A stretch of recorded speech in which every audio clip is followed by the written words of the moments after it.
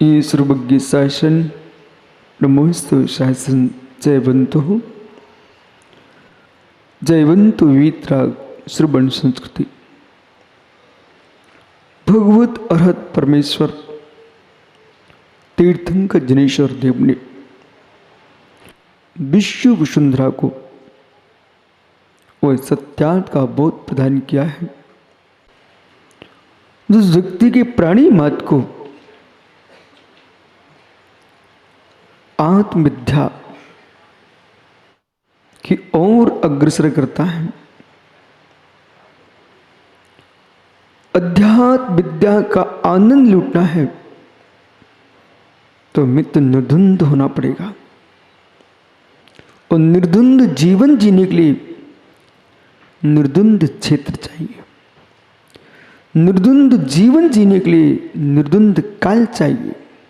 निर्द्वंद जीवन जीने के लिए निर्द्वंद द्रव्य चाहिए, और निर्द्वंद जीवन जीने के लिए निर्द्वंद भाव चाहिए। द्रव्य क्षेत्र काल भाव, जिसके पास चार निर्द्वंद है उसका भव परावर्तन समाप्त हो जाएगा।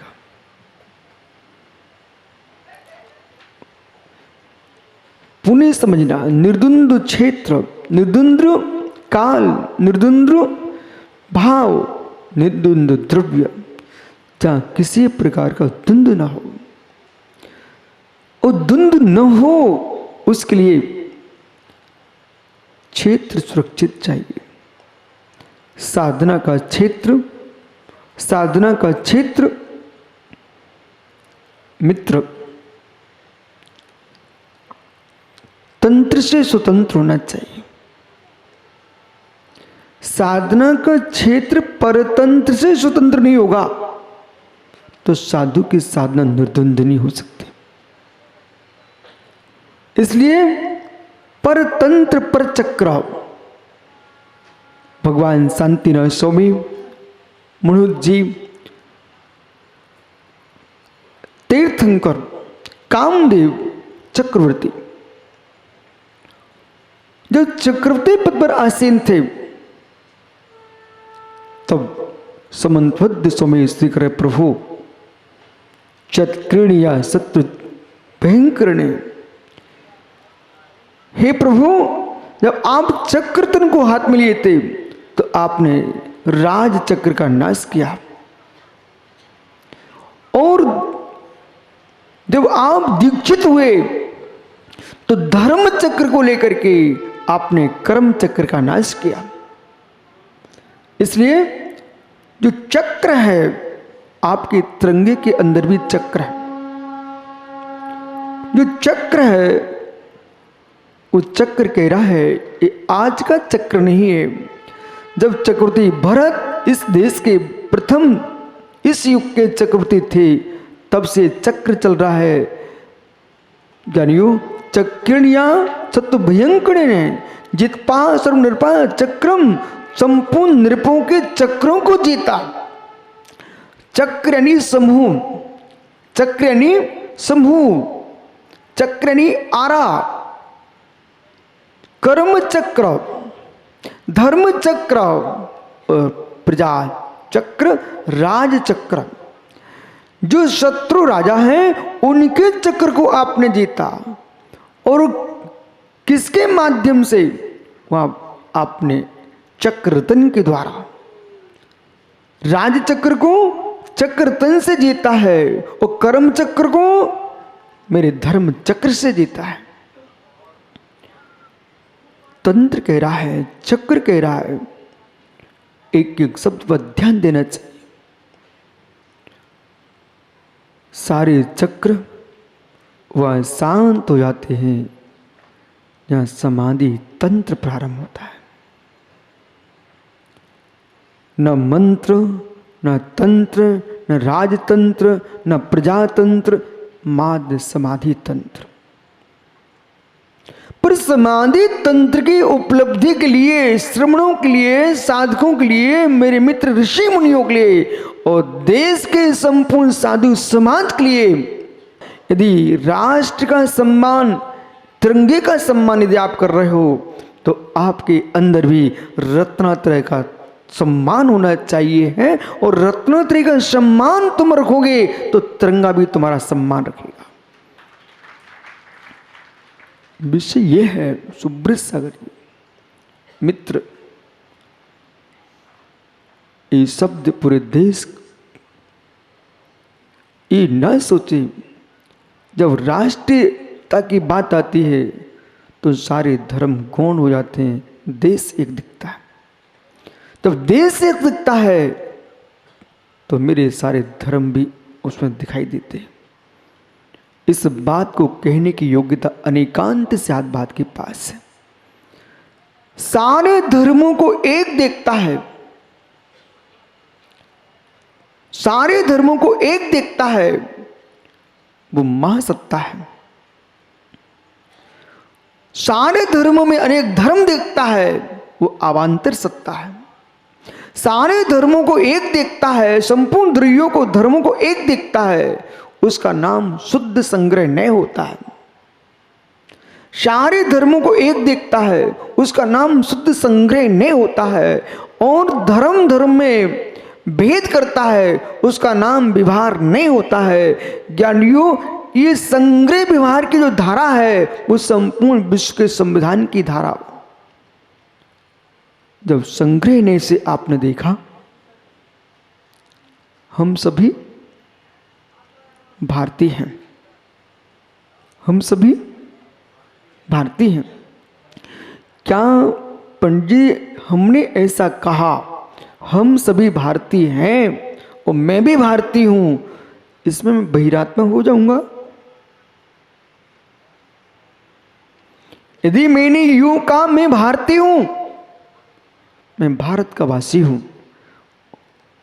दिगंबर मुनि होकर के मैं देश को अपना कह रहा हूं, तो फिर तो आपकी भाषा में बहिरात्मा हो जाएंगे? मित्र, बिल्कुल नहीं होंगे। सुजाति विजाति उपचरित अशदभूत व्यवहार की अपेक्षा से देश दुर्ग राष्ट्र देश दुर्गादिमम, सुजाति विजाति उपचरित अशदभूत व्यवहार से देश राष्ट्र दुर्ग आदि मेरे हैं।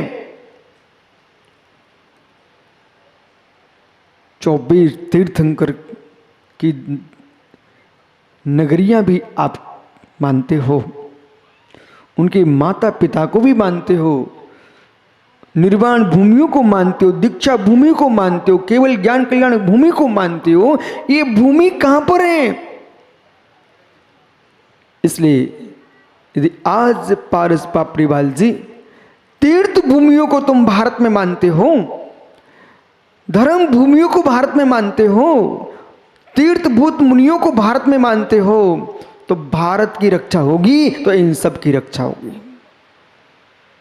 और देश की ही रक्षा नहीं होगी तो कहां तीर्थंकरों की रक्षा होगी? जब से धर्म है तब से देश है, और जब से देश है तब से धर्म है। यानी जब से अग्नि है, जब से अंबर है तब से दिगंबर है, और जब से दिगंबर है तब से अग्नि अंबर है। इसलिए विराजो ज्ञानी, धर्म क्या कह रहा है? धर्म क्या कह रहा है? किसी क्षेत्र में तुम्हारा सम्मान हो, उस सम्मान को अपने प्राणों से अधिक प्रिय मानना चाहिए। जीवन में प्राण एक बार निकल गए तो चिंता का विषय नहीं है। क्यों? वो तो निकल गए। और जीवित यश निकल गया तो तुमको जीवन भर चिंता में डुबकियां लगाना पड़ेगी। जीवन में एक बार सम्मान निकल गया तो जीवन भर अपमान की अग्नि में झुलसना पड़ेगा। यस बेटा, समझ में क्या बोल रहा हूं? जीवन में एक बार अपमान हो गया, जैसे आप किसी ज्वाला के सामने से निकलते हो, इतने संभल के निकलते हो, कपड़े पाले हो आप सब, कहीं दीपक भी रखा है मंदिर में तो भगवान को भी देखते हो। सज्जन हो, सब विवेकी हो तो दृष्टि जितनी भगवान पर है उतनी दृष्टि उस दीपक पर भी है। भगवान पर दृष्टि है, कर्म जल जाए, इसलिए भगवान को देखना, वस्त्र ना जल जाए इसलिए दीपक को देखना। कर्म जल जाए इसलिए भगवान को देखते रहना। काम दुही काम दाहिनी, जिन भक्ति जो है काम दुही काम धेनु और काम दाहिनी, काम को दहन करने वाली है, सुख को देने वाली है और दुख को दहन करने वाली है, वो आश्रम को नष्ट करने वाली है और मेरे मित्र पुण्य को दिलाने वाली अनंत भक्ति है। जब मंदिर में भगवान को निहार रहे हो उस समय मनोज बड़ियात्या जी आप दीपक को भी देखिए, दीपक को भी देखिए, साथ में प्रभु को भी देखिए। पर प्रभु के देखने में इतने मगन मत हो जाना कि मेरे मित्र देखने का साधन ही नष्ट हो जाए। कपड़े भी संभाल के रखना। विषय कुछ और है और चारों ओर लगा लेना चाहिए। अजित पंडित जी, मित्र आज का उपदेश दी धर्म गुरुओं को, धर्माचार्यों को, देश के विद्वानों को, देश के त्यागियों को और देश के राजा महाराज नेताओं को समझ में आ गया तो इनका जीवन भारत में मुकुट बन के रहेगा। श्रेय पाकर के, विभूति पाकर के, संपत्ति पाकर के, यश पाकर के मित्र शीघ्र ही मैल खड़ा करने वाले कारीगर को देखने चले जाना चाहिए। शीघ्र ही भवन बनाने वाले शिल्पकार के पास देखने चले जाना चाहिए आपको शीघ्र ही। बोले क्यों? जमीन से ठोक ठोक के नीम को मजबूत करता है, इसके बाद दीवार खड़ी करता है। गुनिया लटक रही है, गुनिया लटक रही है, दीवार तिरछी तो नहीं जा रही है। और मित्र जितनी ऊंची दीवार उठती है उतना ऊंचा शिल्पकार चला जाता है। जो दूसरे को उठाता है स्वयं ऊपर चला जाता है। जो दूसरे को उठाना जानता है वो स्वयं भी उठता है। जो नीचे दूसरे को गिराना जानता है उसी भवन को कोई गिराने भी बैठते लोग, ऐसे भी लोग हैं। मंदिर के शिखर तोड़ देते, मंदिर की जमीन मेरे मित्र धराशायी कर देते दीवारों को। तो जो मंदिर गिराने वाले होंगे वे कहाँ आएंगे? जमीन पर ही आएंगे। इसलिए मित्र मंदिर बनाना सीखो, गिराना मत सीखो। वे नीचे ही आएंगे, जमीन में नीचे नियम से आएंगे। अब विषय देखना, जब बड़ियात्या जी कोई मंदिर बना रहा था, भवन बना रहा था, उसको आपने भी देखा। वो कहाँ जाता है? ऊपर जाता है। लेकिन ऊपर जितनी ऊपर पहुंचता है आप देखना, उसको आवश्यकता पड़े तो नीचे आपसे झांक के बात भी कर लेता है, बराबर करता है।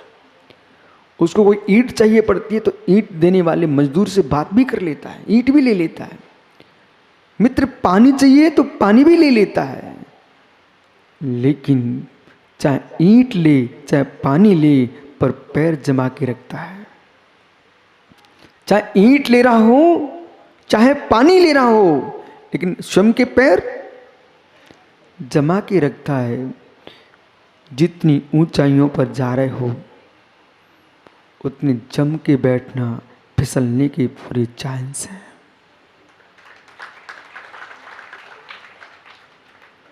जितनी ऊपर जा रहे हो संभल के बैठो, गिरने के चांस हैं।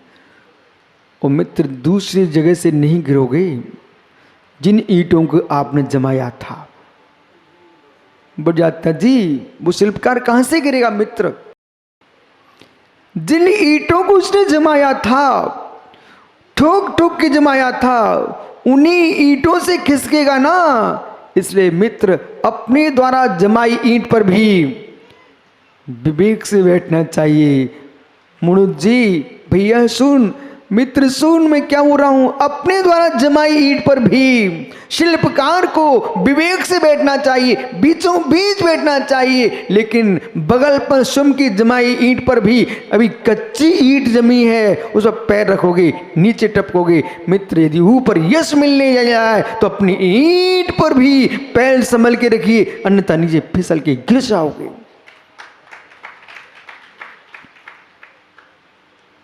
भैया भैया यश को समझा के रखना। बोले बेटा अपनी जमाई ईंट पर भी आदमी गिर पड़ता है। एक आदमी भिंड में जैन था, जैन, मालूम उसने अपने हाथ से पंडित जी एक जिनालय खड़ा कर दिया।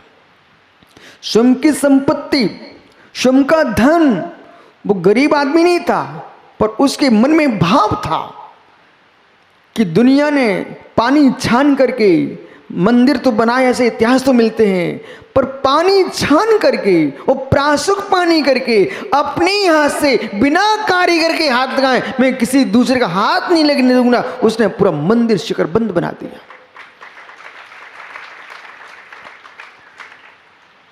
जब मंदिर बन गया, मैं भी उसी गली में मकान के चबूतर पर बैठा हुआ था। 1 मिनट के अंदर, बहुत दूर मंदिर नहीं था, बिल्कुल पास में मंदिर, समाचार आ गया कि कुआं मंदिर वाले दादा खत्म हो गए। उनका काम था कुछ ना कुछ करते ही रहना। मंदिर बनाने उनको बहुत दिन हो चुके थे, लेकिन एक दिन मंदिर में कोई दीवार, छोटी सी दीवार खड़ी कर रहे थे, छोटी सी, बहुत ऊंची नहीं, छोटी सी दीवार बना रहे थे। वो दीवार बनाते बनाते ईंट खिसक गई। वो ईंट खिसकी। जब मौत आती है तब मित्र, जब मौत आती है तो निमित्त लेके आती है, पर आती स्वयं है, बहाना दूसरे को दे के चली जाती है। छोटी सी दीवार खिसकी, आदमी 7-7 मंजिल से गिर पड़े। वो मंजिल तो बहुत छोटी बढ़िया जी, हनुमान जी जो है ना ऊपर विमान से गिरे थे।